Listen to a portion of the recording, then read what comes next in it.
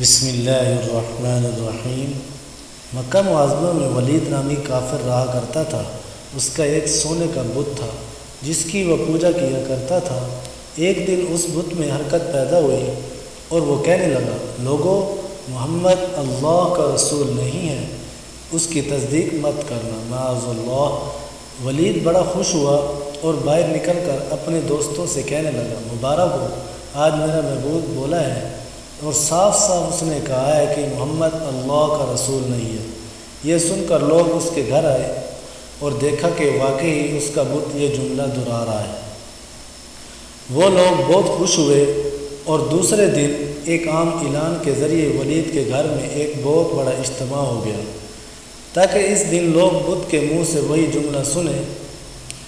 اس بڑے اجتماع میں ان لوگوں نے حضور صلی اللہ علیہ وسلم کو بھی دعوت دی تاکہ حضور صلی اللہ علیہ وسلم خود تشریف لا کر بت کے منہ سے وہی جملہ سنیں۔ چنانچہ حضور صلی اللہ علیہ وسلم بھی تشریف لائے۔ جب نبی کریم صلی اللہ علیہ وسلم تشریف لائے تو بت بول اٹھا، اے لوگو، خوب جان لو کہ محمد صلی اللہ علیہ وسلم اللہ کے سچے رسول ہیں۔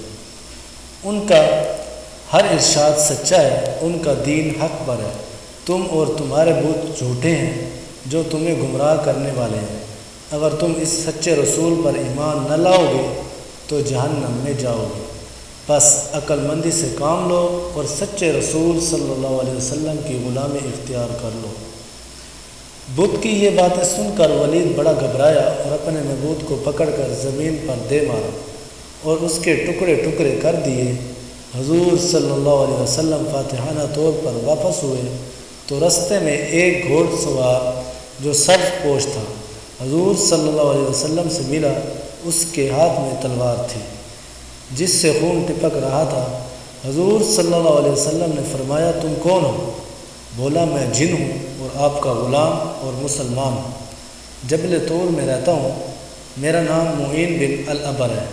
میں کچھ دنوں کے لیے کہیں باہر گیا ہوا تھا، آج گھر واپس آیا ہوں تو میرے گھر والے رو رہے تھے۔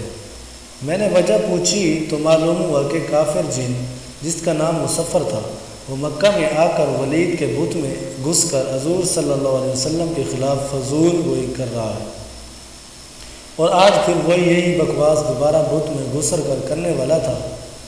اس سے پہلے وہ آپ کے متعلق بکواس کرتا، یا رسول اللہ صلی اللہ علیہ وسلم، مجھے سخت غصہ آیا، میں تلوار لے کر اس کے پیچھے دوڑا اور اسے رستے میں قتل کر دیا۔ پھر میں خود ولید کے بت میں گھس گیا اور آپ جو کچھ کہا میں نے حضور صلی اللہ علیہ وسلم نے یہ قصہ سنا تو بڑی خوشی کا اظہار کیا اور اپنے اس جن کو غلام کے لیے دعا فرمائی